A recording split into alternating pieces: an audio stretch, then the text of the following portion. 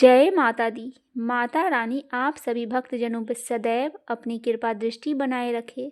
दोस्तों, हमने कई बार कर्म बड़ा है या भाग्य इसके बारे में तो जरूर सुना होगा, परंतु इसके साथ ही एक और प्रश्न उठता है जो हमारे दिमाग में अक्सर घूमता रहता है। वह प्रश्न है, कर्म बड़ा है या धर्म। आपने कुछ लोगों को अक्सर यह कहते हुए सुना होगा कि कर्म ही पूजा है, हम तो कर्म करने में विश्वास रखते हैं।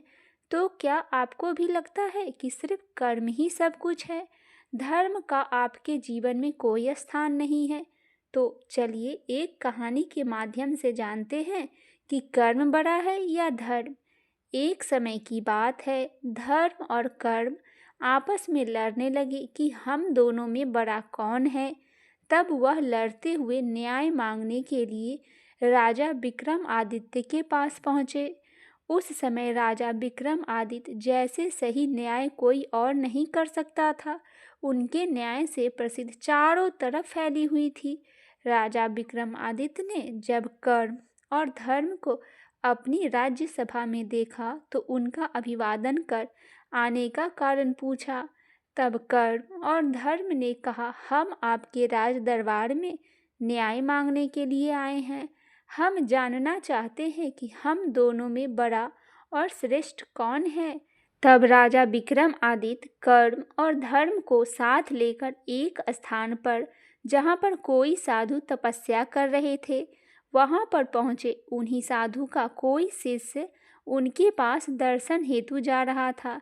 जब विक्रमादित्य ने धर्म को अपने पास रोककर कर्म को अकेले उस शिष्य के पास जाने के लिए कहा, तब कर्म उस शिष्य के साथ चला गया और जब तक साधु के दर्शन हेतु उस स्थान पर पहुँचे तो उन्होंने देखा कि साधु तो तपस्या में लीन है। तब वह उस साधु को जगाने का प्रयास करने लगा। अनेक कोशिशों के बाद भी साधु जब तपस्या से नहीं उठे तो शिष्य ने अपने पास ही रखी लकड़ी को उठाकर उस साधु पर प्रहार कर दिया। इस पर साधु ने क्रोधित होकर उस शिष्य को श्राप दे दिया। कर्म ने सारा वृत्तांत आकर राजा विक्रमादित्य को सुनाया। तब राजा विक्रमादित्य ने धर्म को अकेले उस शिष्य के साथ जाने के लिए कहा। जब धर्म उस शिष्य को साथ गया तो शिष्य को अपनी गलती का एहसास हुआ और वह पुनः साधु से मिलने गया और साधु से माफ़ी मांगने लगा। तब साधु को भी शिष्य पर दया आ गई। तब उस साधु ने कहा कि मैं श्राप तो वापस नहीं ले सकता, किंतु इससे बाहर निकलने का मार्ग बता सकता हूँ। इस प्रकार उस साधु ने शिष्य को श्राप से बाहर निकालने का मार्ग बताकर उसका जीवन खुशियों से भर दिया। जब धर्म पुनः विक्रमादित्य के पास आया तब राजा विक्रमादित्य धर्म और कर्म दोनों मिलकर राजा के दरबार में गए, जहाँ पर विक्रमादित्य अपना फैसला सुनाए।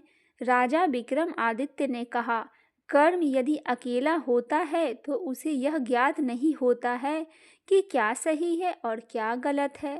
धर्म के साथ होने पर ही यह फैसला किया जा सकता है कि हम जो कर्म कर रहे हैं वह हमारे लिए, समाज के लिए और देश के लिए सही है या नहीं है। इसीलिए धर्म के अभाव में कर्म पूर्णतः प्रभावी नहीं होता। इसीलिए धर्म और कर्म में धर्म बड़ा है। इस प्रकार कर्म ने धर्म से माफ़ी मांगी और फिर दोनों साथ चले गए। तो दोस्तों, धर्म बड़ा है या कर्म, इस पर आपकी क्या राय है? आप अपनी राय हमें कमेंट बॉक्स में ज़रूर बताएं और हमारी यह कहानी और हमारा यह कथा आपको कैसा लगा, यह भी आप ज़रूर शेयर करें। जय माता दी।